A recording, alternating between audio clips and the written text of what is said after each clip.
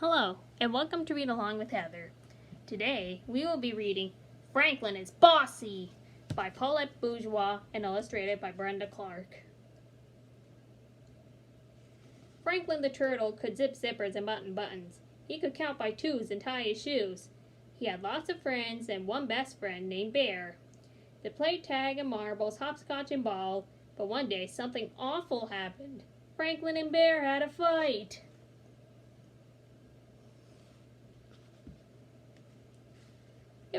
It was a steamy summer morning. Franklin told his friends, "Let's play marbles," and they did. After a while, Franklin said, "I'm tired of marbles. Let's have a race." You always pick the games," grumbled Bear. Franklin paid no attention. They started to run. Bear was in the lead. Franklin followed close behind. Franklin saw that he was losing and cried out,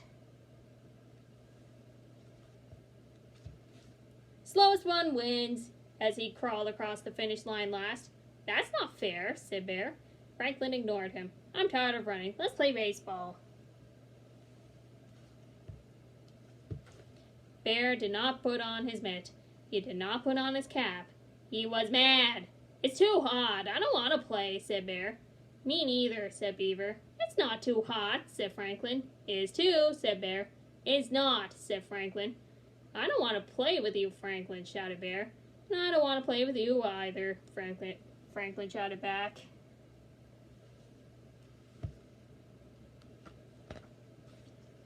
Franklin stomped all the way home. "What's wrong?" asked his father. "There's no one to play with," answered Franklin. "Maybe your friends will come by later," said Franklin's father. "Maybe," he said.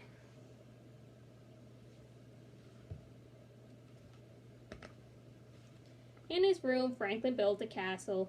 He made a cape to be brave in. He made shields and swords and suits of armor.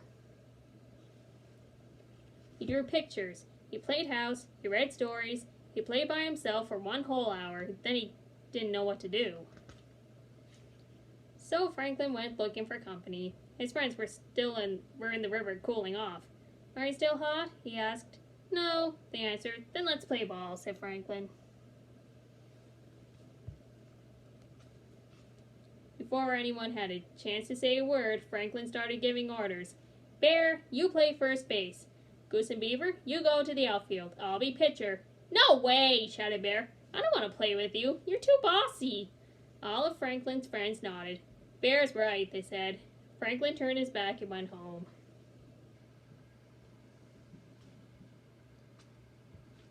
There was no one to play with and nothing much to do, so he helped his father all afternoon. They weeded the garden and washed the floors, and they made supper for Mole because he was sick. "You are a good friend," Mole told Franklin's father. On the way home, Franklin asked, "Do you and Mole have fights?" "Sometimes," said Franklin's father, "but we always make up."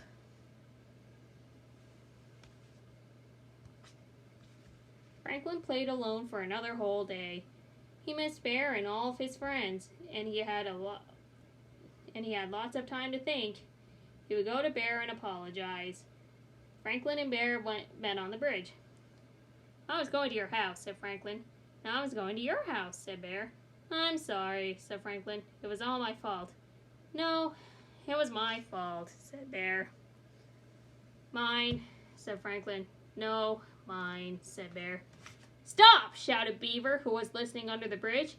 "This is silly." Beaver slapped her tail so hard that Franklin and Bear jumped. They started to giggle. "Friends?" asked Franklin. "Friends," said Bear.